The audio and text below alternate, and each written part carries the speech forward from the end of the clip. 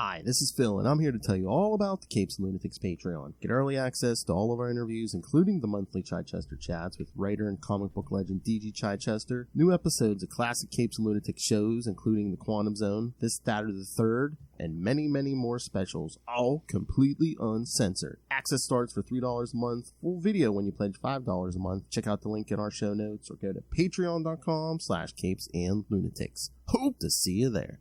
This is Jerry Conway, and you're listening to the Capes and Lunatics podcast. I'm here for Peter. Who are we pushing off a bridge? No, ow, how dare you. I know by the end of this episode who Lilith's going to want to push off a bridge. Anyway, kids, welcome back to another episode of The Ultimate Spider-Cast. I am Phil. Joining me, as always, that hired killer herself. It is Lilith flipping hellfire. Like, you guys did the same joke 2 episodes in a row? What? We did that same Oh, joke. yeah, I know. Because we talked, it was Jerry Conway. I know. All right, kids. Last time we did Spot. This time, we're going to do Chance. We're taking a chance on Chance. Wait a minute. Hey, well, this time his first appearances from Web of Spider-Man 15 and Amazing Spider-Man 298 and 299. Featuring... This is why I don't know his origin. I don't do Web of Spider-Man. It makes me read it. I know, and like the Amazing issues are on the Marvel app, but Web of Spider-Man is not on the Marvel app. And it's not even really like an origin story. It's basically just like, oh, hey, he shows up. Wow. Okay. I should probably read Web of Spider-Man since it is Michelini. Yeah. It was just like too many, it's that Superman thing. There's way too many books, and I just never got back around to actually. I mean, there are some good stuff from Web, and I mean, we're gonna get into some later Web here coming up here because we're gonna get the mutant werewolves and all that fun stuff. What is this? A Marvel tale? Oh my. Oh my. But no, it's I believe that's the era, yeah, where Jerry Conway at one point was writing Spectacular and Web at the same time, so it's pretty much like you're basically getting like a Jerry Conway Spider-Man book like twice a month. Okay. Different artists, but yeah. No. Uh-oh, what happened? I forgot to cancel my Matchbox tickets. I want to go to Florida in July. It's hot. Why'd you tell me beforehand? I would have went with you. Uh-oh. Some himbo magically disappeared. Now Lilith Hellfire doesn't want the tickets. No. I just don't want to be in Florida in July. That's all. I know. It's the hottest month of the year. Stickiest part of the year in Florida. Ugh. Oh, I was about to say, Lilith Hellfire doesn't want to be in Florida any month anymore. I guess I'm going to have to. I don't want to waste these tickets. I'm sorry. I just got an alert on my phone. I'm like, oh, shit. Tell me if it's good. I like Matchbox 20. I love Matchbox 20, yeah. All right. Anywho, let's jump into this. Yes. Got a little gem on the editing. So. Oh, yeah. Web of Spider-Man number 15 from June 1986. Fox Hunt. Sounds like something Okay. something off Lilith Hellfire's hard drive. In the 70s collection for sure. Yes. Hey, Foxy Lady. Writer David Michelini, penciler Mike Harris, inker Cal Baker, colors Bob Sharon, letterer Rick Parker, editor Jim Owsley, and editor-in-chief Jim Shooter. Pow pow. Jim and Jim. All right. Double trouble. Thinking that the black... Okay, yeah, we're going to jump into the middle of a story here, kids. I was about to say, oh yeah. Thinking that the Black Fox had just murdered Andre Bullion, Spider-Man swings over the city to hunt for the... It says the camp burglar? What? Okay, Mrs. Voorhees. Spoilers. He is campy. Spider-Man is furious that the Black Fox managed to trick him into thinking that he had a wife and children recently and that he was going straight after one last heist. Oh, we did that story. We covered that story. We did. He did. He had a first appearance at Amazing, but I don't know if I think this might have been like the previous issue of Web of Spider-Man. This stuff might have happened too. So. Oh, it's not 265? That's the one we covered. That's right? his first appearance, yeah, but I can't remember. There might have been something in the previous issue of Web. I don't know. Again, it's all Spider-Man's got 3 books going on. You never know. Exactly. I had to make a choice, and this was the one. I know. He also recalls how he followed after the Black Fox after he stole the Eye of Carnelia in order to discover who his fence was and sell the solid... Is that a Secret Wars story?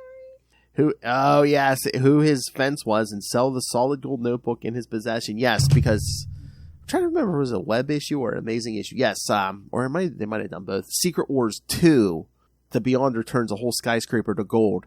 Yeah. And the government works with the Kingpin to like get rid of all this gold right away before like the world economy collapses. Yeah, I vaguely remember. Yeah, they dump it in the ocean. Yeah, Peter manages to snag this gold notebook. Secret Wars 2. Yeah, I mean the 2 says it all, doesn't it? I know. Keep me in a good mood, Justin, or else we're going to be doing some Secret Wars 2. He means it, Justin. Just give him what he wants. Nobody has to get hurt. We don't negotiate with terrorists. Yes, the gold notebook. He compares the death of Bullion to that of his Uncle Ben. Cue the floating heads of guilt. And I'm taking a drink. Mimosas it is. Who died thanks to a burglar that Spider-Man failed to stop. Oh, Fantasy number 15. That's the thing. So he's got a special hard on for the Black Foxes. He's a burglar. Oh, that's right. So wait a minute. Wasn't the Black Cat a burglar? But she's got boobs, Phil. Well, I was going to say he's either going to... And she comes from a long, proud tradition of cat burglars, okay? He's either going to punch you or bone you. That's the old Hellfire method of living life. That is Lilith Hellfire's dating MO. You know if the date went well, you only get one of 2 possible outcomes. It's a choose your own adventure, honestly. Exactly. 1 or 2 outcomes. You're either getting the... or the... Getting a little Sal Buscema right hook. Oh, see some kid come flying out of her house. Alright, as Spider-Man web slings across the city, he is observed by a costume mercenary known as Chance. He contacts The Foreigner, here we go! This time employed by the Foreigner that he completed, the Foreigner February, Lilith? She's like, no! Justin, I'm gonna have to defer to you. That he completed his task, but Spider-Man had gotten involved. He offers a wager of $10,000 to eliminate the masked hero in 24 hours. Impressed, the Foreigner accepts Chance's wager. 10,000, man, I'd be insulted. Well, Well, that is 86 money though. Yeah. Buck goes a little further then. Probably like 50,000. Oh, okay, that's a little better. Not far away, on a rooftop, the Black Fox is in a panic after discovering the death of Andrew Bullion, his friend. He laments that all he wanted to do... Sounds tasty. Oh! Jeez. All he wanted to do was to steal the Eye of Carnelia as the big score before retiring to the French Riviera. Oh, no, I was wrong. It's only like 28,000. Oh. Yeah, that is kind of... For somebody with superpowers, man, you'd be paying... I mean, honestly, they're a dime a dozen, though, in Marvel's New York. Literally a dime a dozen. Yeah, but it's Spider-Man. You know how many guys have tried to kill him and failed? Exactly. That price is like, well, nobody's ever succeeded, so, the price just keeps going. Like, the bounty keeps getting lower and lower, instead of higher and higher. I mean, I know he's kind of a joke, but he beat a Herald of Galactus. I mean, come on. Circumstantial. Oh. No. You don't get away with that. That rage inside him. Exactly. Everywhere he's worried about Bruce Banner, I'm ready for Peter Parker to snap. Well, I feel like he is. If Mary Jane's not giving up the nookie anymore, I feel like we're about to see a whole new set. I don't know. Well, I think that's why the Black Cat stepped in. Touche, good sir. Superior puss. Ah, you beat me to it. Superior puss. Oh, that's right. That's all that keeps him from going to the dark side. Superior puss. Superior puss. Soon, Spider-Man catches up to the Black Fox thanks to the spider tracer he tagged the thief with earlier. And when's the last time we used a damn spider tracer? It's been at least 5 years, at least. Oh, I swear, if those modern writers could like chuck the spider sense, they would. Would they? That's like iconic. I know. They have literally no. You're saying they have no loyalty to their readers and traditions, that they would get rid of spider sense. If a writer got rid of spider sense, I don't think the editors would allow it. I think that's like one of the mandates at least. Zeb Wells. But he doesn't use that either. Zeb Wells. Oh, I'll stop. I'm sorry. Mark your bingo cards, kids. I'm like, hey, we're going to the races. It's like a tick now. Someone mentioned Spider-Man and how it's all, problems it has now. Zeb Wells. He wasn't really set up that well with the art before it, so it is what it is. I know. We're trying to make the best of it. Although Nick Spencer could have been a huge hero if they would have let him reverse that whole Mephisto deal. It feels like he wanted to, and they're like, no! I was thinking about that again the other day because I obsess. But I'm like, why bring Doctor Strange? You obsess over something? No! I'm like, why bring Doctor Strange in that story if you're not going to reverse that whole Mephisto deal? Yeah, that's why I'm cut off at the knees. That's what I'm thinking. It's very obvious that Spencer got cut off at the knees. That's what I'm thinking. You're right because they're like, we'll let you reverse sins past. How about one more day? No. Mother effers. All right, Spider-Man lunges at the Black Fox, who stumbles and falls. Before the wall crawler can strike him, the Black Fox tells Spider-Man that he didn't kill Andre, pointing out that it would make no sense to kill the fence he was trying to offload the stolen jewel on. The wall crawler begins to see sense. His spider sense begins warning him of an incoming danger. Again, what if the fence didn't want to give him the amount of money he wanted? I could see him killing him. That makes no sense. No, you don't kill your fence. Honestly, that's like a sacred kind of connection. Well, if it's your regular fence, yeah. Yeah. You don't want to make a bad name in the community, then you can't offload your stolen goods, Yeah, exactly. Honor among things. And the best burglars seem to have animal names. Black Fox, the Black Cat, Catwoman, yes. A color in your name maybe helps, but yes, an animal name definitely. Well, it didn't work out for Wildcat. Some say he's still bleeding out in the street. Well, he wasn't a burglar. He was just a lunatic. just your run-of-the-mill vigilante. Yeah, no. That paints a target on your chest if you put wild in your name. Wildcat, wild dog. Yeah, that's so true. So color, yes. Word wild, no. No, yeah. Animals and colors are fine, but yes, put them. Yeah, no. The word wild paints a big bullseye on you. Wild, like an animal. Is he getting paid in Joker nuggets? Is that what you're saying? Pretty much. Where's the Joker nuggets? You gotta rub that one in. Hey-o. The pair narrowly manages to leap out of the way of a blast fired from nearby. When Spider-Man recovers, he is confronted by Chance, who begins to fire darts filled with acid at the hero. I love how Black Fox is like, well, looks like my time to bow. A good day, Spider-Man. See you later, Bunky. Exactly. I'm gonna go be a Boston Pizza.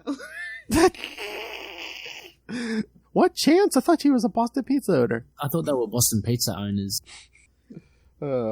See you later, Bunky.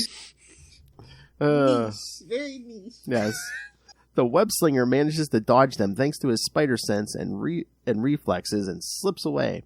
As Chance tries to find the hero, the Black Fox decides to take this moment to escape as well. Chance begins using the high-tech equipment in his helmet to scan for Spider-Man. He manages to detect Spider-Man trying to sneak around behind him. Trying to donkey punch me now, bitch. That button has gotten a lot of use in these last couple of Chance! That's like Chance's whole MO. He got helmets in his cameras in his helmet. Trying to donkey punch me now, bitch. Pretending that he doesn't see the... So, what I'm taking away is don't put sensors behind the sex robot's head. Gotcha. Oh, well, yeah. You gonna donkey punch your sex robot? Trying to donkey punch me now, bitch. Does not compute. Pretending that he doesn't see the wall crawler, Chance begin... Oh, who are you gonna hire to do the informational video on these sex bots? I'll figure it out. New top of the line model. Oh, no.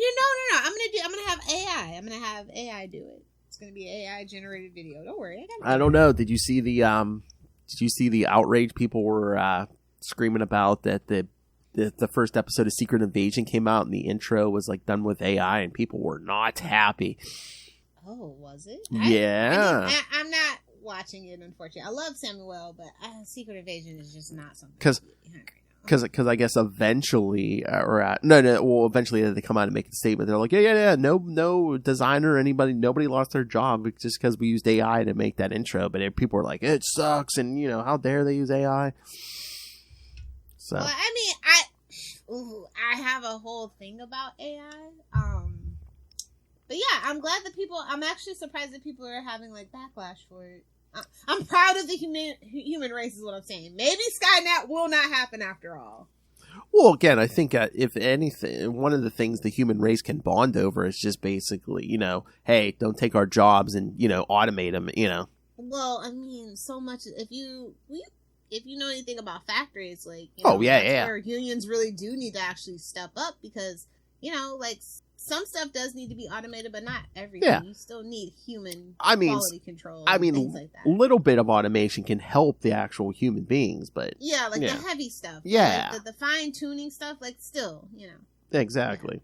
Yeah. I'm glad. Like I've always been kind of worried. Like I really do feel like Skynet isn't an eventual, that point, that singularity where it's gonna happen eventually. I mean, have you seen the way they treat these robots? Like. They beat them with hockey sticks and push them down over and over again. I mean, bringing this topic up, Lilith, you're going to have to watch your back. I mean, if you successfully get these sex bots off the ground, these sex workers are going to be coming for you.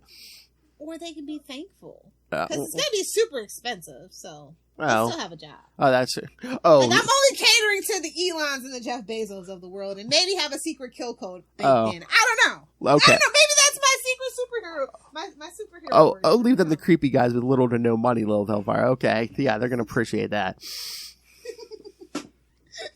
Jeff Bezos is, never mind. Anyway, I'm just glad to see that reaction. Like I said, AI is useful for certain things, for like startups who don't have a lot of money to hire somebody. So I'm gonna do all the modeling and stuff for the AI. But yeah, it's good in certain places, bad in other things. So I'm glad to see that people have their eyes open. Oh, people might lose jobs. Think about that. If those porn producers, you start using your sex bots. Well, porn producers deserve to lose their job. All the money. No. The actors might lose their job because these guys are going to bring in sex bots.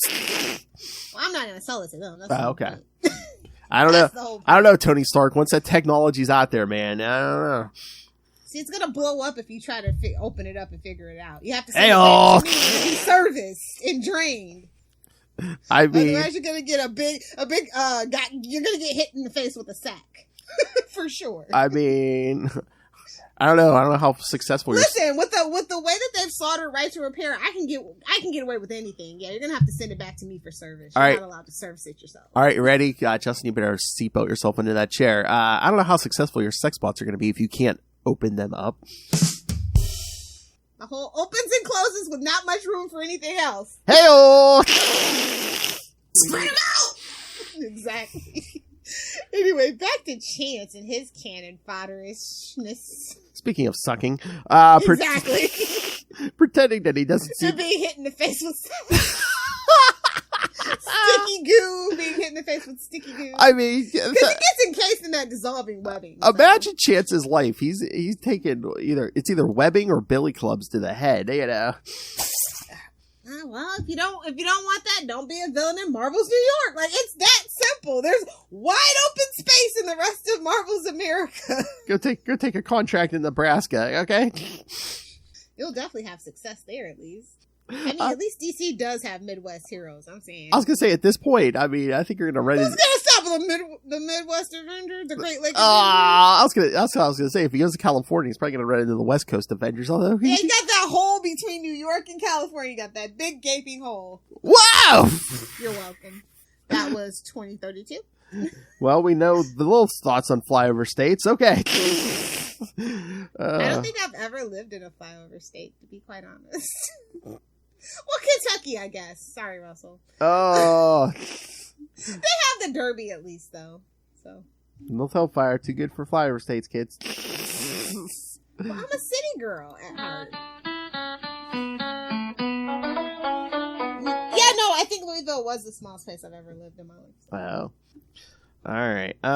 Pretending he doesn't see the wall crawler, Chance begins talking about how he killed Andre Bullion for not joining his employer's intelligence network. It was me, Peter. Oh, really? It was you?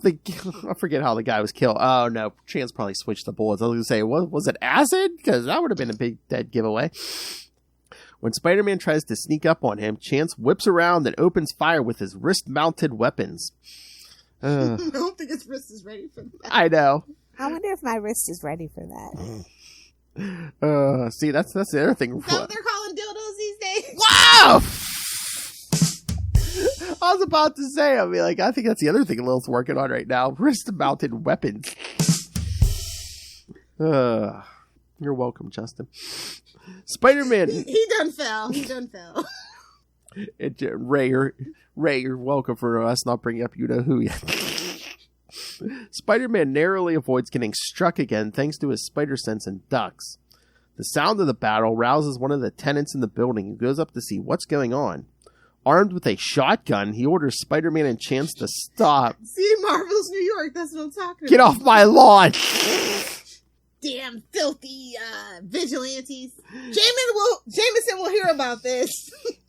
Hearing police sirens in the distance, Chance decides to split and blast a chimney behind the man, threatening to bury him under a pile of bricks. Oh no, it's Captain Stacy all over again. While Spider-Man leaps to save the man, Chance manages to escape. Realizing it's dawn, Spider-Man gives up his pursuit of the Black Fox and heads back home. Exhausted, Peter collapses in his bed but not even a moment later, there is a knock at his door. It's Mary Jane, who offers to take Peter out for breakfast before she goes for a modeling shoot. However, when she becomes curious of the gold notebook encased in dissolving webbing, Peter turns down her offer and sends her on her way. Oh my. What's that all about? I don't know. Is it that firebombing thing? Because he's about to get kicked out of his apartment. That's why he's trying to sell this gold notebook so he can fix up the. And Nathan's in the hospital again, so there's medical bills there. Let it go. Nathan will be better off eventually. But yeah, I guess he has stuff on his mind, because I was gonna say, ladies, just a quick tip: if a man's into you, he's never too tired for superior puss. Superior puss. He'll kill himself. It's fine. He's like, no, it's how I've always wanted to die. It's fine, I promise. I had pneumonia the one time, and I was still like, let's go. Wow. Literally. Yeah. That's actually kind of hilarious. I didn't know. I just thought it was a really bad flu at that point, but I was just like, yeah, let's go. All right. Peter decides that he needs to sell the notebook or he will soon be homeless, and decides to go back out to find the Black Fox. You can move in with your aunt. Jeez. It's not like she doesn't have a home for wayward people. He really wants to live with Nathan? Touche. Good point. He never wants to live with Aunt May's got a boyfriend, you know? Oh, yeah. The elderly slip and slide. No thanks. Oh! You hear those metal hips and canes banging? Yeah. Not just the balls that are wrinkly. Meanwhile, the Black Fox is attempting to offload the Eye of Carnelia on another fence named Elmo Twig. Sure. Twig tries to lowball the fox, who points out his reputation. Elmo decides to take a closer look at the jewel and goes into the next room. However, he actually uses the situation to call Chance and report the location of the Black Fox. Snitches get stitches! Chance thanks Elmo for the tip and begins putting on his battle suit. Puts on his battle suit, gets in his battle van. We're children. Lilith, he thanked him for the tip. Yeah. Lilith's like, Finally, somebody who said they were just going to put the tip in finally did it. Oh yeah, don't fall for that, ladies. Come on. All you young ladies, yeah, don't fall for that. It's never just a tip. Come on. It may feel like it might just feel like it, but it's not. You're welcome, Justin. At that moment, Spider-Man is searching for the Black Fox when he picks up the Spider Tracer signal again, leading him directly to the Black Fox. However, before he can swing in through the window, he is ambushed by Chance. The pair ends up battling it out in a nearby construction site. Some cat burglar Black Foxes. He twists his ankle. I know. He's an old man. Witnessing the battle, the Black Fox decides to flee, but twists his ankle, leaping out a window. Realizing how vulnerable he is, the Fox decides to flee the situation. Meanwhile, Spider-Man manages to get the best of Chance, ripping out the power supply for his armor. Using your big brain. Good job. Hey-oh. Causing an electrical feedback, stunning the assassin. Should have killed him, but, I guess we're not allowed to do that. I mean, maybe he was hoping that killed him. Oh, it's an accident. Oh, time to send him to the recycler. Oh my, the smokestack. Exactly. When Spider-Man tries to continue his pursuit of the Black Fox, he discovers his Spider Tracer in a nearby alley and realizes that he has lost the thief once again. Changing back into Peter Parker, the hero pays a visit to Elmo Twig and offers to sell the gold notebook. Twig agrees to buy it, but for no more $3,000. Well, he'd probably tell Peter's desperate. With no other choice, Peter is forced to accept the offer. I would have just melted that fricker down. Made my own little gold bars. Who cares? Exactly. Peter's not smart. Peter then uses the money to anonymously pay for Nathan Lubinsky's hospital bills. Peter then pays a visit to his aunt and Nathan in the hospital. Nathan is annoyed that someone has done so anonymously, saying that it has been happening too often lately. How dare people just give me free money? When Peter asks what Nathan is talking about, he points Peter's attention to a news broadcast about the anonymous return of the Eye of Cornelia and collected the reward. Realizing that the Black Fox returned the stolen gem himself, Peter is amused by the thief's ballsy move. He stole it, then returned it to get the reward money. What is he, a suburban mom selling lipstick at Sephora? Oh my. It's a little niche, but it's okay. It's like stealing someone's dog and returning it for the reward. There you go. That's okay. I always pay them in counterfeit money. Funny money. Here, this is good at any strip club in the greater Miami area. Exactly. At that moment, aboard a cruise ship on the Atlantic, the Black Fox can't believe he was reduced to returning something he successfully stole. However, his humiliation is quickly forgotten when he notices a woman on deck wearing an expensive necklace and begins romancing her. He's a gold digger. Show me your family jewels, I'll show you mine. With no money left, Peter heads to his apartment to face the music and finds himself strangely at peace even though he is about to become homeless. Parker is in for a surprise when he arrives at his apartment and is confronted by his landlady, Marnie Muggins. Muggins explains that his friend Mary Jane left a note for him. Mary Jane writes to explain that she couldn't stand to see Peter evicted. Peter can't believe it, and when he Bruce paid for that. Exactly. And when he goes into his apartment, he discovers that she paid to have the place repaired and refurbished. Peter collapses in a nearby chair, and Muggins tells Peter that he looks sick. He tells her that she is wrong, that he feels just swell. No, at this point, I mean, yeah, she has Bruce, but it's like, she's making like supposedly a ton of money modeling at this point, so. We all know that what modeling is code for, so. Especially in New York. None of my business. If they're happy, I'm happy. You're saying she's working as an organic sex bot? Okay. Ooh, I like that. Organic sex bot. Put it on the list. There's your advertising. So good it feels organic. Oh. Organic eggplant and vagine. Green sex workers. No meat involved. No real meat involved. Impossible bot. Hey, oh shit! I gotta trademark that. Hold on. Beyond bots. Hold on. Yes. Beyond bots. Make you feel better when you're humping that lifeless machine.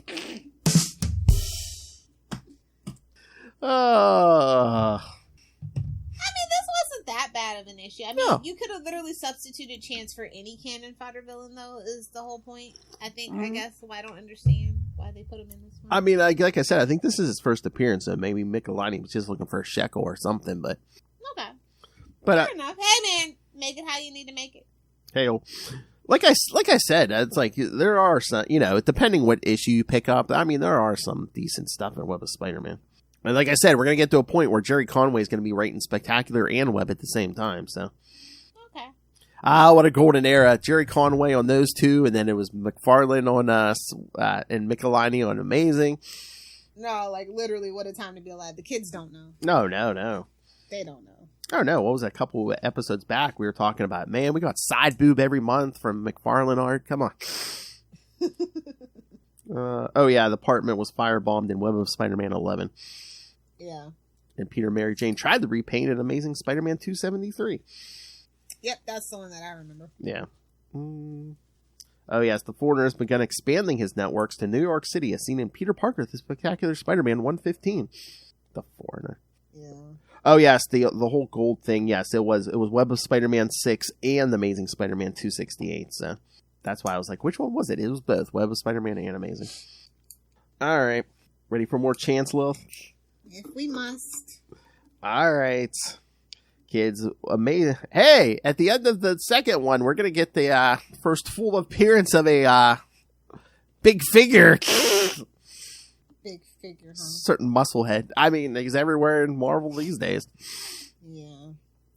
All right. Amazing Spider-Man 298 from March 1988. Chance Encounter. Wonder who's back. I see. Who's back? I see who's back again. I see who's back. Writer David Michelini. I wonder who that shadow could be. Yes. Penciler Todd McFarlane. So you're probably going to get some side boob kids. Inker Janet Jackson. Inker Bob McLeod. Colors, yes, Janet Jackson. She took time off from singing to color this issue. Letterers Rick Parker and Ken Lopez, and editor Jim Salicrup. Man, that Marvel bullpen was really kicking in the 80s. I mean, Ralph Macchio, Janet Jackson. Damn,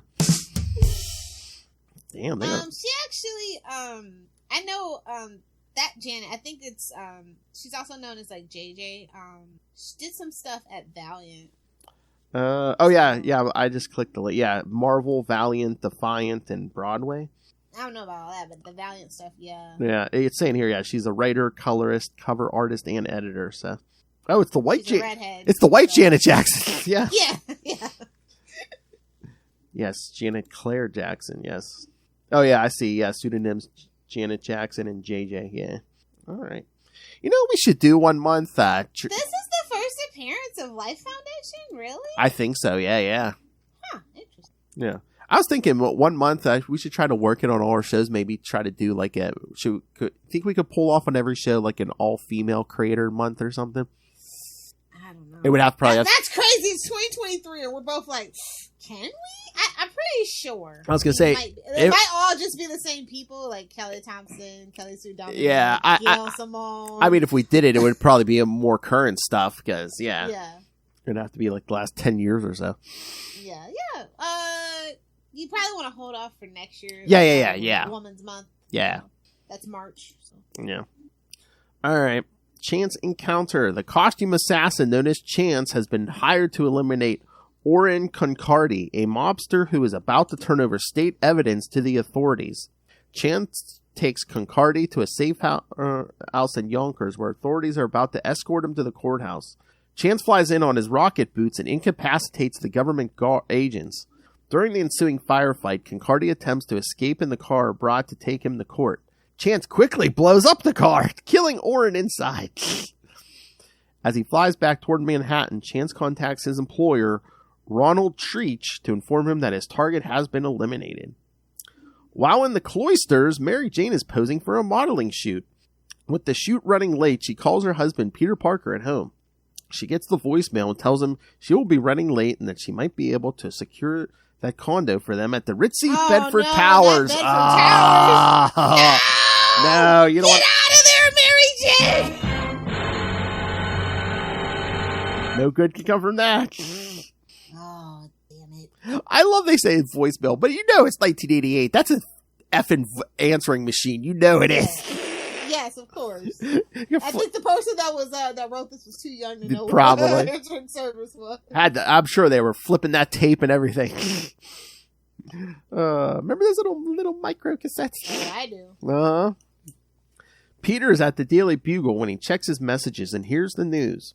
Peter isn't as excited to move in to such an upscale location, but it will help with his wife's public image. And Mary Jane can certainly afford it. So yeah, see, she's making the modeling money. Yeah. Peter Parker's a bum. He can't even take care of his own wife. He's a bum. Why is he? Why other men are taking care of her?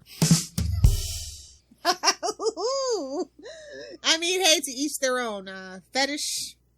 I mean, Consensual adults. I mean, that's what people are screaming about in current Peter Parker. They're like, yeah, he's just a cuckold, oh, yeah, you know. Current Peter Parker is absolutely a worthless bum. Well, people are calling him a cuckold. It's like, okay. Maybe he's like, hey, it's a fetish. Maybe he's into it. Maybe that's consensual. I don't know. It's none of our business. Oh my. When they're only common law married, as you know. Well, yeah, after one more day. Why you gotta bring that up, Snickers ad?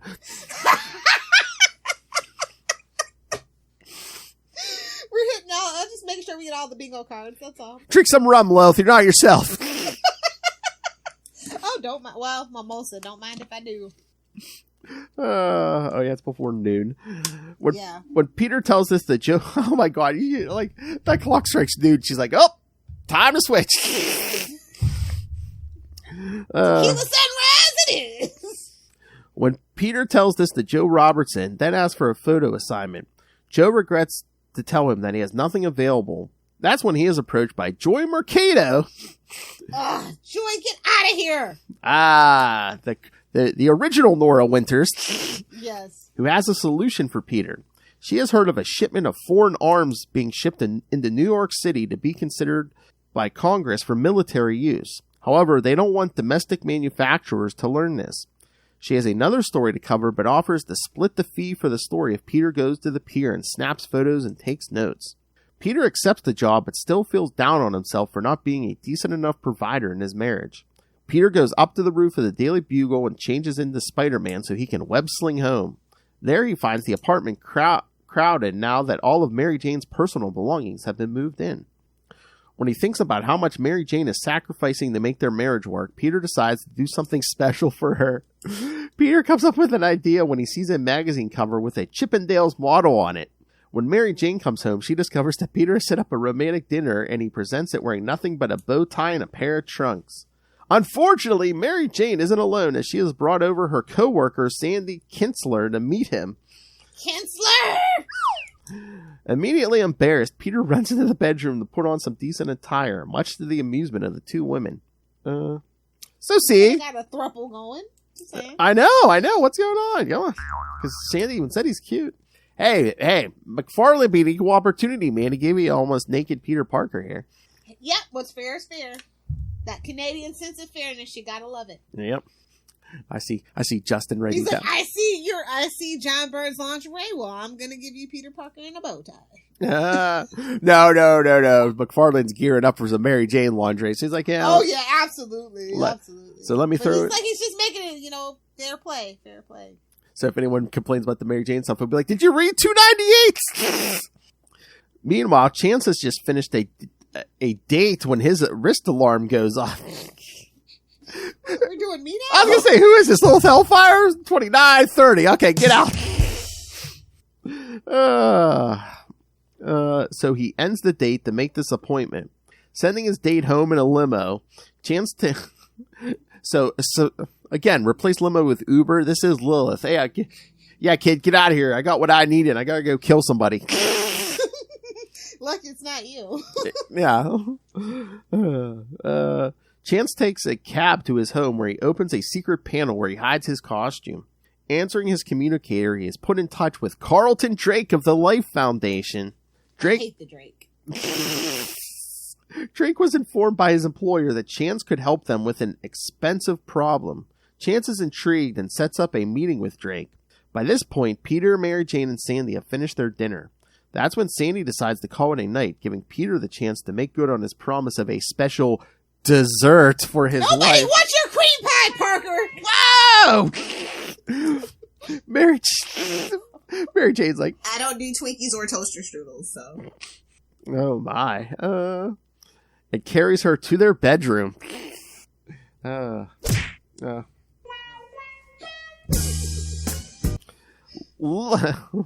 Meanwhile, during the old Rumpy pumpy. at the Endicott building, members of the Life Foundation are concerned over Carlton Drake hiring Chance to do work for them because of the fact that he draws too much attention. Chance can't remain subtle. Yeah, please. Guy with rocket, his ugly green costume and rocket boots. Okay. Drake assures them that on this operation, Chance agreed to remain subtle. That's when Chance arrives through the window, much to the irritation of the other members of the Life Foundation. like right on cue, man. Drake then informs Chance that they would like him to steal the arms that are being shipped in from Europe that evening. At first, Chance thinks that he is dealing with terrorists and refuses the job. However, Drake assures him that the weapons will not be used against innocent people. That is satisfactory enough for Chance to take the job. The following evening, Spider-Man is at the docks to photograph the arms shipment for Joy Mercado. That's when Chance arrives and attacks the soldiers. Spider-Man webs up his camera to take snaps of the situation. Meanwhile, Chance grabs the highest-ranking officer on the ground and has him order his troops to a ceasefire. Suddenly, a submarine rises out of the water and the soldiers are forced to load the shipment into the sub. Spider-Man is surprised to learn that Chance is out of jail, following his appearance in Web of Spider-Man 15. Before the wall crawler can act, there is a sudden blackout that plunges the pier into total darkness. Thank you, Apocalypse. X-Factor, yes. Blech. See, last time it was an Asgardian snowstorm. This time it's a X-Men villain. That's how it goes. Poor Peter Parker. Then Inferno's coming. Yeah. Talk about it. First she's hot and then she's cold. Hey-oh. When Chance guns down one of the soldiers, Spider-Man leaps in to stop him from harming anyone else. When Chance hears police sirens approaching, he considers the situation botched. Chance blasts the crane holding the crates of ammunition. Spider-Man leaps to stop it from falling on the soldiers, allowing Chance to escape. The weight is too much for the wall crawler, and with the last of his strength, he shoves the munitions into the water. Later, the paramedics thank Spider-Man for his actions as he saved the life of the wounded soldier. However, Spider-Man feels bad for hesitating in order to take more photos for the Bugle. Back at the Endicott building, Chance has come to pay the amount he owes the Life Foundation for failure. However, he insists he sign a receipt for bookkeeping purposes. Chance indulges them, and when he touches the pen to paper, he triggers a trap that stuns him with a powerful jolt of electricity. Dang, he got shocked, electrocuted twice? Twice, yeah! Man, I'd be putting insulation in that suit, man. Carlton Drake is informed that Chance is still alive, much to his delight, as he doesn't want the mercenary dead. Yet. Back at his apartment, Peter tells the whole story to Mary Jane. However, she isn't upset with him for taking more photos. She is upset about thinking less of him thinking less of himself. She reminds him that happiness doesn't have a price tag, and he promises not to feel so bad about her making more money than him. And meanwhile, in an abandoned building in the South Bronx, a lone man observes a number of stories about Spider-Man. That creepy shadow we've been seeing for months. That he has pinned to the wall. He has a bunch of brains he's snacking on. The man has been studying Spider-Man for months and vows to get revenge against the hero very soon. As he slams his fist into his other hand, a black substance begins to ooze over, forming a pattern similar to the gloves of Spider-Man's black and white costume. Yeah, before this, there's been like, I don't know, like 1 or 2 pages, I think at the end of like a Web of Spider-Man issues where basically you just see like a hand, like, I don't know, shove Peter Parker on a train tracks or something, or there was like one other situation, and both times Peter's like, why didn't my spider sense go off? The next issue, you're going to get the full last page reveal, kids, who it is. Yep. All right, Lil. Everybody's favorite meathead. Mm-hmm. So thoughts, Lilith? That's so interesting that, Chance is connected to all these, random, things. I know. Things. Oh, interesting. A copy of this issue was torn up in the 1988 film Elvira, Mistress of the Dark. Huh. Interesting. Mm-hmm. I wonder why. I don't know. Let's say just hey, buy me a Spider-Man comic. And that was just the one out. I've never seen any Elvira, honestly. Mm-mm. So, Oh yeah, there's so many notes about. I think we covered all of them. Yeah. Well, especially a lot of them are like about that shadowy figure. Oh, and the cover is part of the cover gallery from the Sega CD version of the video game, The Amazing Spider-Man vs. the Kingpin. Oh, we don't talk about that. Was that Sega Genesis? I don't think so. Sega. Yeah, it might have been. Amazing Spider-Man vs. the Kingpin. Oh, it might have. Oh, yes. 1991, Genesis and Master System. And 1992 came to the Game Gear. Yeah, okay. Yeah. Game Gear. That thing was before it's ahead of its time. I had one. It was kind of terrible, honestly. Oh my God, that's. I mean, if not here, we could do. That's another thing we could do on Salty and Petty. Rank these Spider-Man video games. Oh, jeez. There's been enough of them. Started with the. I mean, we all know which ones are the superior Spider-Man games. Sony. Not the original. What was that? The Atari 2600. Oh God. Can you even call it that? It's like a red and blue dot. I know. I was gonna say, what's that green dot? Oh, that's the Green Goblin. Oh, okay. I think Pac-Man had better graphics. I was gonna say Pong had better graphics. All right. Ready for the next issue? Let's do it. Amazing Spider-Man 299, April 1988, by the same team. Survival of the hittest. Whatever the hell that. They were trying instead of survival of the fittest. They're trying for because the Hitman. They tried. Yeah. You tried, Michelini. Jim Sauerkraut, how dare you not catch that and fix it? They tried their punny business. Ever since he escaped a failed arm heist the night before. This was released on my birthday. Oh my! I was 1 year old.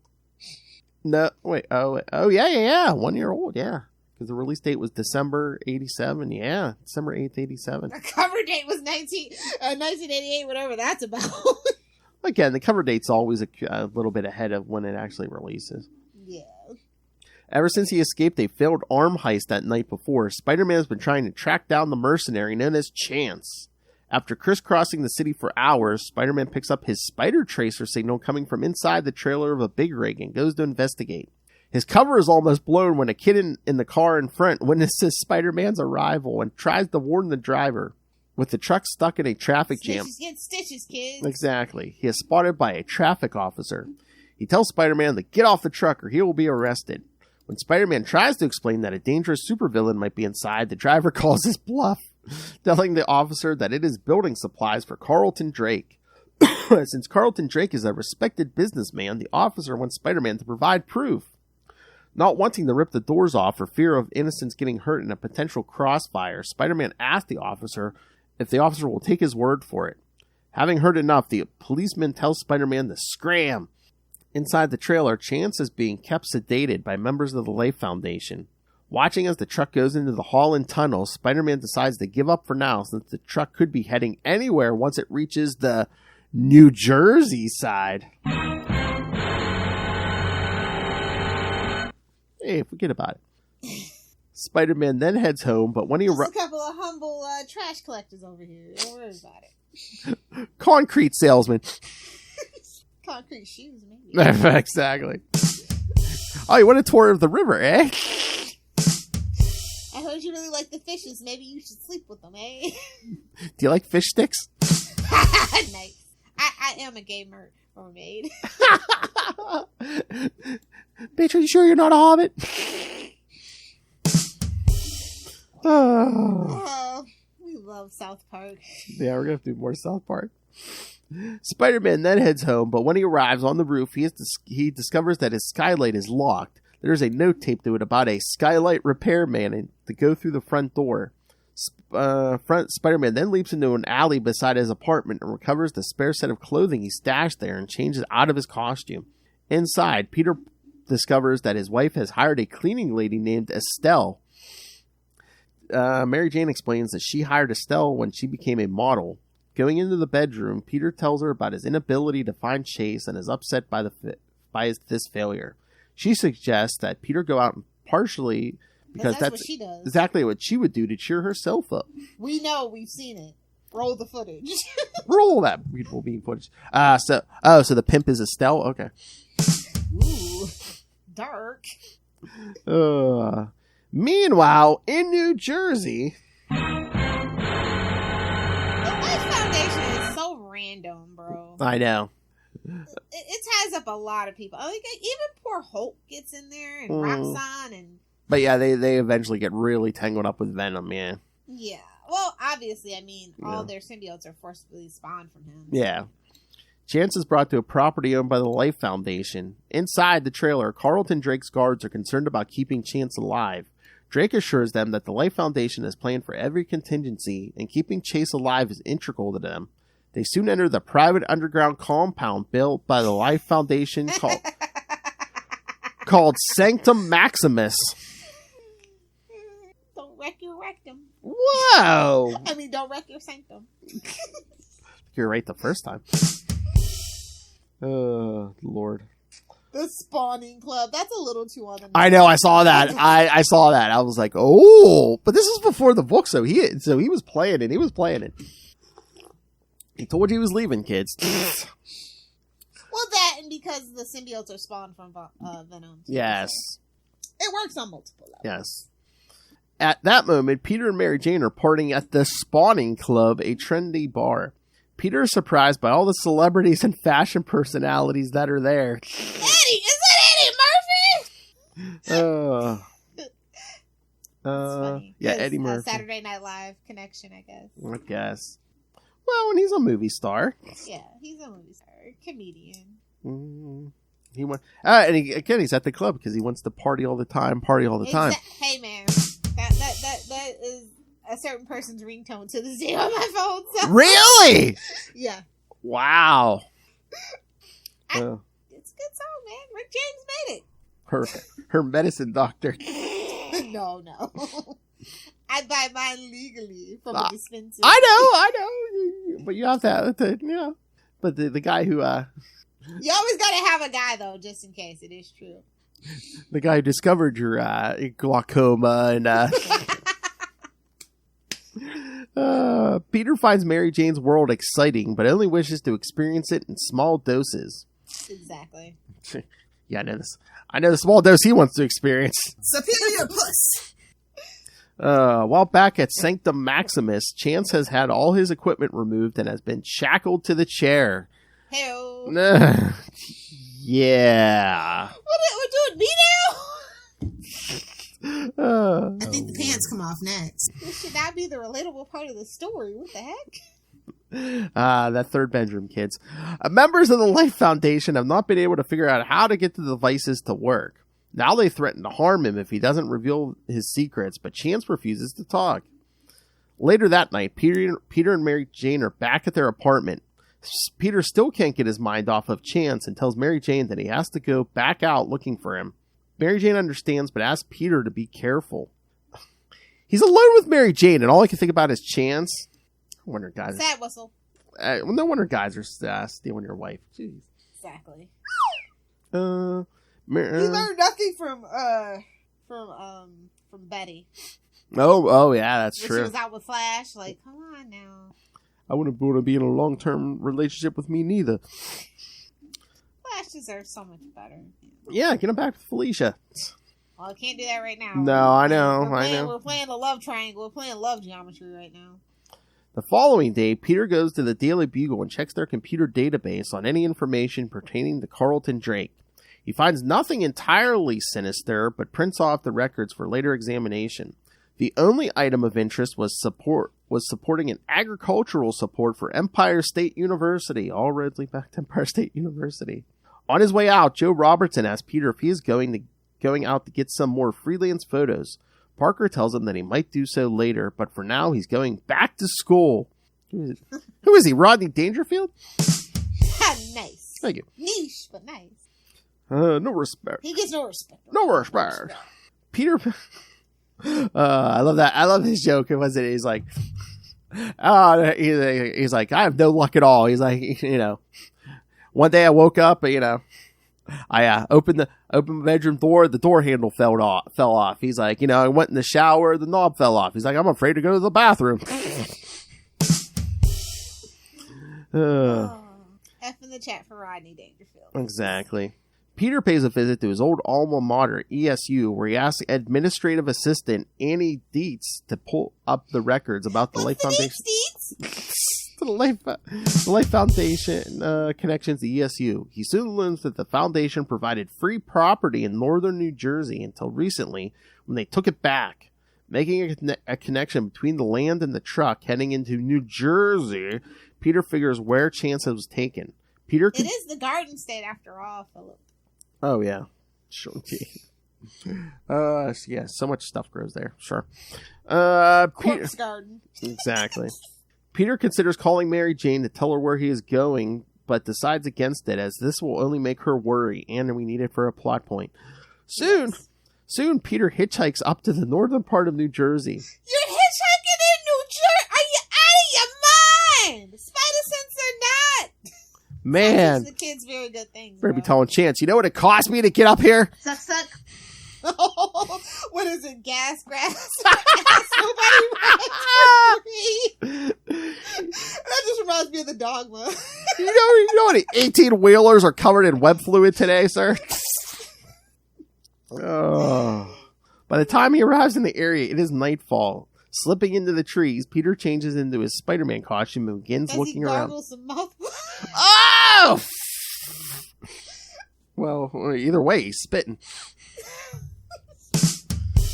Jeez. We're not right.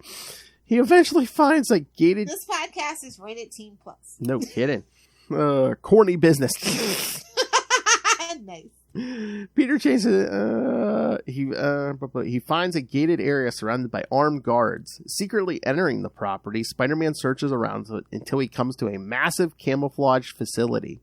He begins looking for a way in when a truck approaches the facility. Spider-Man hitches a ride underneath the vehicle to get inside. He is shocked by the massive facility within. Rolling out That's what she said.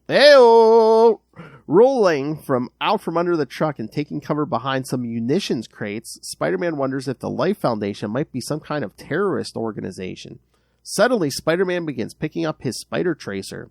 After a quick search, he finds where Chance has been confined.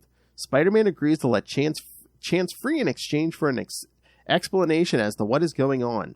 Chance explains that the Life Foundation are a group of wealthy survivalists who believe that the end of the world is coming soon. In order to survive, they've constructed their sanctuary so they can survive the end. He was hired to steal weapons to provide Sanctum Maximus with enough firepower to defend it from attack.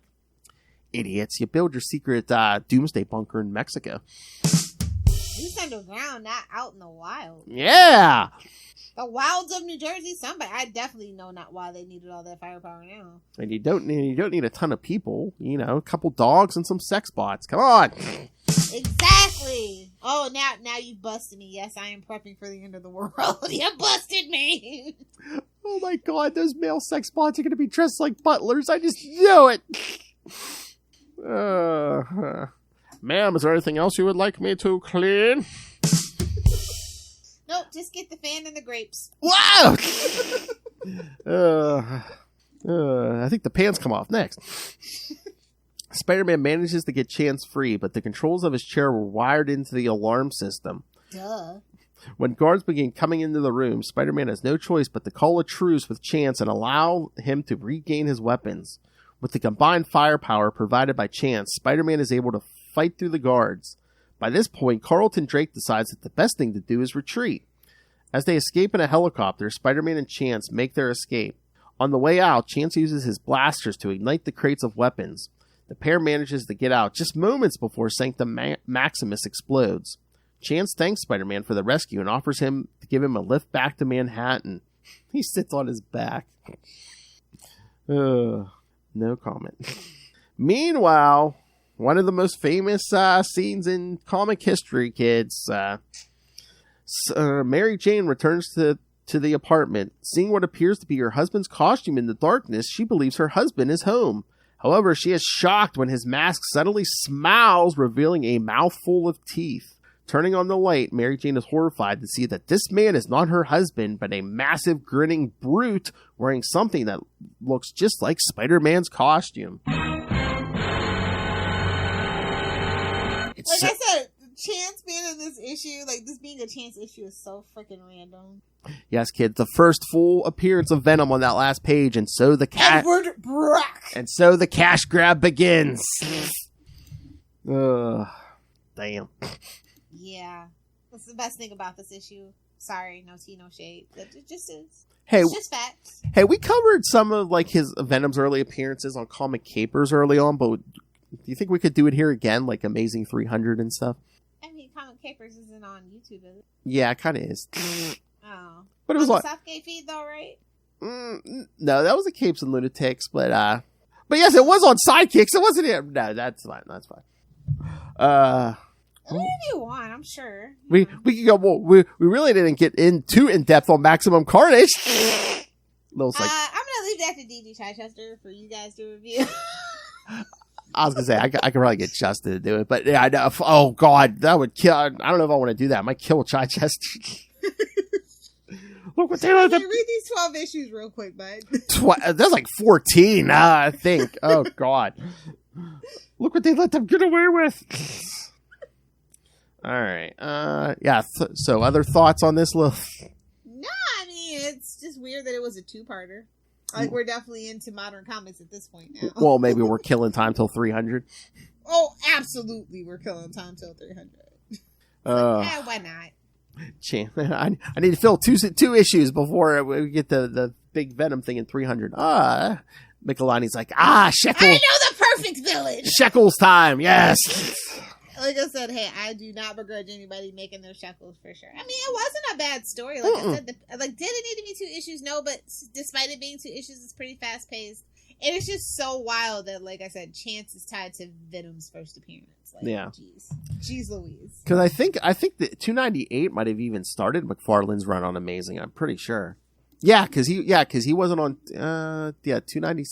I think. Remember 296 and 297. That was a 2-parter where it was the Doc Ock one. Yeah. No, because I mean you're going further back. It's like Craven's Last Hunt, The Wedding. So I believe because it was Alex Salviuk before that. Exactly. Yeah. So yeah, kids. I mean, I wonder what the going rate for 298 is like for the floppy, because that is the McFarlane's first issue. Let's see. Here we go. She's gonna Google it. But yeah, I was gonna say a lot of the notes on 299 are just about Venom. I see something. Depending on the graded copy, I see a graded copy 9.2 for 80. Well, that's not too bad. I see one that's a 9.2 for 140. Okay. It's not bad. No, because I thought it was gonna be like hundreds of dollars. Okay. There's so many of them. Oh, yeah. We're not in the era where, you know what I mean? It's so many of them. Depending how many you got. Yeah. So true. I'm sure 300 I mean, McFarlane's was really popular. So. Yeah, and 299 and 300 probably go for more because those like the first Venom appearances. Yeah. No, those are probably. That's got to be thousands, probably, don't you think? 300. Like an original first printing in good condition of 300. Yeah, I'm sure that's fetching a pretty penny. Yeah, I'm pretty sure. All right. Well, I know we covered the new stuff last episode. Still, it's in the 500s. That's still kind of technically reasonable. Yeah. One as low as 100, but I mean, it's not the best condition. Yeah, I mean, considering that's the first full appearance of Venom, yeah, that's pretty reasonable. Yeah, like I said, this is when you get back towards the 60s and 70s. Oh yeah. It being in good condition is like it's gonna be an arm and a leg in your firstborn child too. Oh yeah, as the paper keeps getting better and it doesn't degrade as much. Yeah. I mean, and at that point, then you need it to be signed. You gotta have the whole thing. It just becomes this whole vicious cycle. And I swear, I heard when they grade your books, they won't include the value of the signature unless they witness the person signing it or something.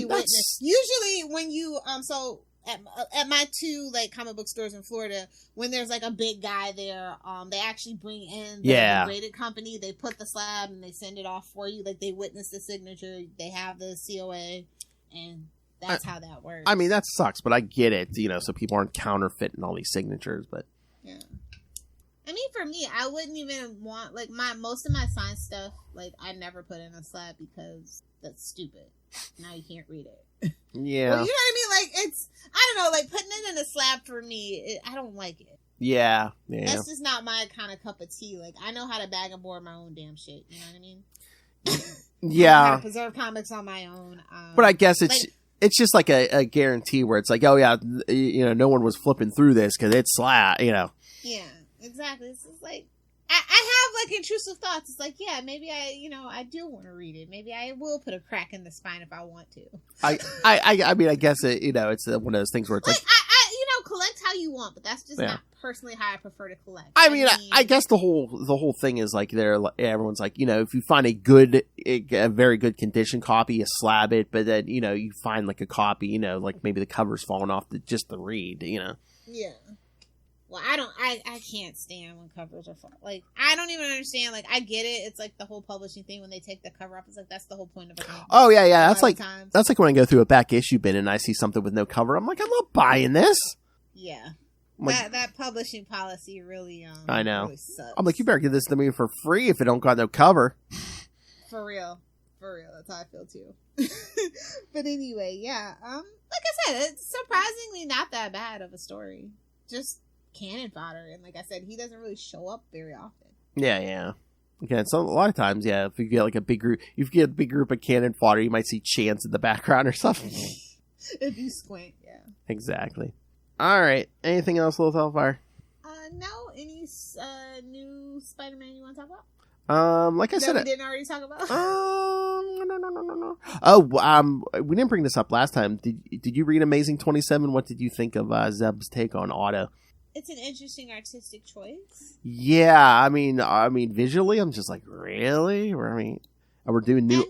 That was the artist's interpretation, so you know. And those new editors liked it. And those who am I to say? And those new I'm only paying for the book. Who am I to say? And those new tentacles. I'm like, yeah, I don't think those are tentacles.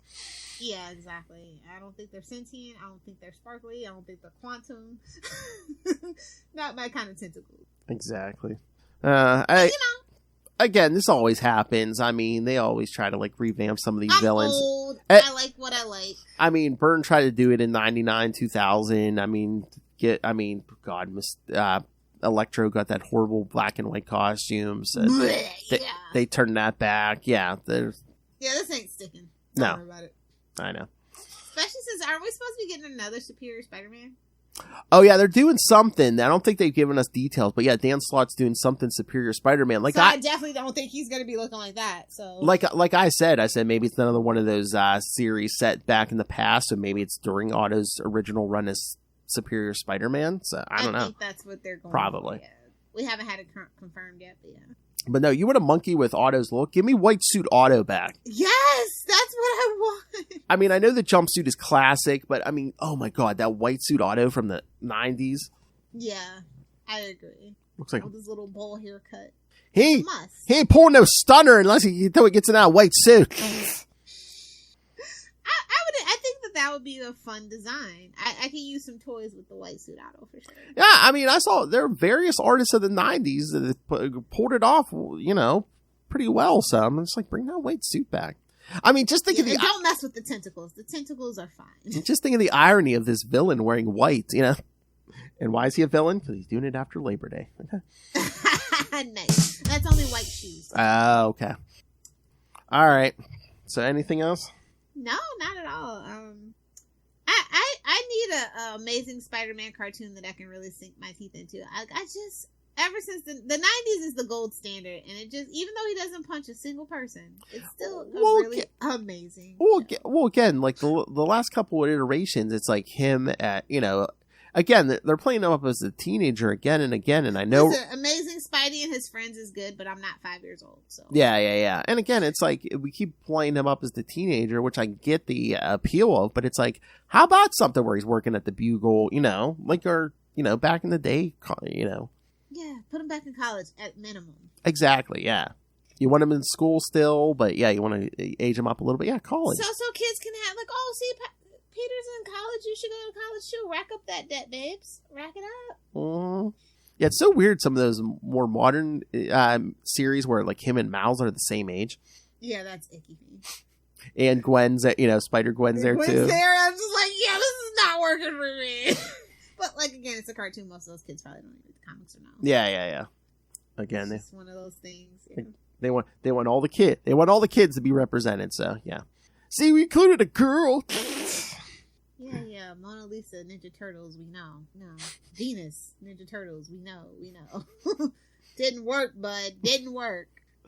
Probably the greatest time that the most successful time they pulled that off. She-Ra, all right. Yeah. In the 80s. And she did tank the Masters of the Universe. It's like, oh, she has the power now too with a little pink sword. Cool. That's right. It wasn't enough to milk the boys for all their money. Let's get the girls too. All right. So. Mattel. Oh, that's another thing. That's another Salty Petty episode. 80s toys. Turn cartoons. Mm-hmm. I mean, we kind of did that with Transformers, but I mean, there are so many. I mean, there's plenty more, but the 80s was the haven Duke for that. Nukem. The 80s was the height of that. Oh, Thundercats, G.I. Joe. God, all the other ones too. I'm still sucked into the G.I. Joe universe. I have so many G.I. Joe toys. You're gonna try any of the comics when they come out? I am. The Image ones? Yeah, I'm gonna. Yeah, me too. I'm just so shocked that it's Image. The IDW or the IDW didn't try to get it back. I don't know. I mean, I wasn't sure if they lost it or if they let the rights. Dark Horse could use a boon. I mean, they're clinging on to that Buffy property. That's about all they got. I'm surprised. I was shocked that Disney Marvel wasn't greedy and tried to gobble that up. Yeah, that's what I mean by IDW. Because they do have that relationship with IDW. Yeah. So we'll see how this goes. Mm-hmm. Maybe they'll. I'm sure they're going to meet Spawn. Pretty sure. Oh, it's Image. They might. I mean, oh my God. I mean, it's Kirkman's in charge. I mean, you could be dropping G.I. Joe in the Walking Dead universe. That'd be or Invincible. What? We could do some Invincibles. Transformers versus Invincible. He's like just to pad his pockets a little bit more. Hey man, good for him. It could happen. I am interested to see what they do with it though. Like I said, they needed to reach a new generation. I think comics is a good thing, but I would prefer a cartoon. But cartoons are expensive. Animations houses are actually pretty full. Oh yeah, backed up. So I totally get it. So we'll talk about it definitely. Oh yeah, there might be at least there might be a monthly show coming, kids. I don't know. Some hillbilly talked me into it. All right. I make fun of him, but I am so Ray. It's just like, oh no, I'm busy. Then you mentioned something I'm into. I'm like, oh, okay, I guess I can make time for that show. Yeah. Like just once a month? Okay, I can do that. I mean, kids, if you want a Tigra or Hercules show, I mean, just throw it out the Ray. I'm sure he'll create one if you pressure him enough. His wife's gonna kill you, Philip. No, the makers of that Marvel game are gonna kill me. They're like, no, we have him hooked. We need the money. Talk about wrist being ready for that. I mean. I wonder if my wrist is ready for that.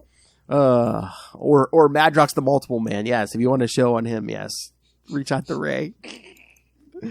That's what me and Justin were saying the one day. We're like, man, if we want the Ray for like a month of Marvel Tales, we'll just do like a Tiger episode, a Hercules episode, a Madrox episode. Maybe just end it with Moon Knight or something. We're like, yeah, we'll have Ray the whole month. Like, this month is dedicated to Ray. You should do it for his birthday month. In honor of Ray. I'm here! Happy birthday, pal. Alright, kids. Alright, so yes, next time we're going to cover... Oh, yes, Lilith Hillfire. Next time we're going to cover Amazing Spider-Man 344 and 345 and 359 and 360 featuring Cardiac. But you'll also see villains such as the Rhino, Boomerang, and the first appearance of another symbiote person. What is this? Cannon Fighter February? What's going on here? It's not February, but yes. And then in 2 weeks, yes, Amazing Spider-Man 172, 182, and 183. Rocket Racer. Yeah. Okay. Some classic cannon fodder. Okay. In its background, yeah. Okay. You're really pushing it this summer, Phil. Okay. Oh, yeah, right. Yeah, September can't come soon enough, guys. Wake me when September ends. No, but I mean, I pushed it back, but Lilith, I mean, in August, you're going to be getting your Black Cat month, so. Finally, jeez. I mean, it should have been for October, but it's fine. Why? Why October? Black Cat? Oh, okay. I get it. You're reaching. Okay. No, we're gonna be doing mutant werewolves. E2, Come on. Philip! E2! I know. No, October's gonna be mutant werewolves. Come on. I know. All We've been right. threatening that for decades at this point. And then, oh God. And then, of course, November is going to be I believe it's our 5th annual Gobble Gobble one. Can't let the viewers down. Gotta give them I was going to say, we did that the first year, right? I mean, yeah, we totally did. We It was a joke, and then you actually did it. We been Crazy son of a bitch. I need some kind of intro, pre-recorded intro. We've been gobbling for 5 years, kid. 5 years straight, baby. Who are we, Mary Jane?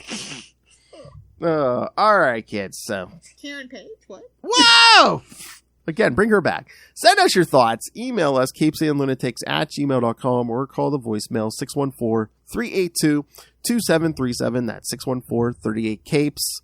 And remember, you can find all things Capes and Lunatics, episodes, merchandise, social media, and Lilith Hellfire screaming at 90s comics while being completely hammered on Patreon. Find it all at tubespace.io/CapesandLunatics Podcast Network. That's tubespace.io/CapesandLunatics Podcast Network. What's that? Oh yeah, that was last episode. We were talking about subliminal messaging. Yeah. You want to subscribe to the Capes and Lunatics Patreon. All right. Yes. Our not so subtle messaging. Make it rain. All right. So says Master Doom. All right. Yeah, so give us money. All right. Lilith Hellfire. We're doing me now. Yes, where can people get a hold of you? Well, if you want to hang out with your favorite internet granny, but remember, stay off my lawn, be sure to friend me on Facebook. You'll get cryptic posts and pictures of puppies. Convince me to get a 5th dog. I really, really want a 5th dog. Convince me. Oh, my. I just could just say I did it for the internet. The internet demanded it. What could I do? Oh, you don't want to know the things I've done. You just... Only pause. Oh, God. Oh, God. How dare you? Yeah, I got that last night. I hope not. Put it here. No, she's just obsessed with owning dogs, kids. I need an Ace the Bad Hound or a Jeff. Lilith's perfect utopia. She's going to live with no human beings. It's just going to be dogs and robots. Nobody can talk back. That's the dream. I don't know, man. That little one, your little a-hole, man, he gets his digs in. He's mellowed out. Oh, really? Yeah, he likes the Mexican desert. So. Not turning the TV off on you or... Nah, he likes being outside. There's plenty of vermin for him to kill. Oh, nice. He's happy. Just like Lilith. It's like, all it took is to leave the country. We're all happy. All it took was to leave Florida. Leaving the country was just a perk. Yeah. Market. All right, kids. Thank you for joining us. Again, in 1 week, Cardiac. In 2 weeks, Rocket Racer. Still trying to put me into a cardiac. Hey-oh! Then the boys are back, and then next month, Black Cat. But until then, swing on back. Whip it good. Consensually.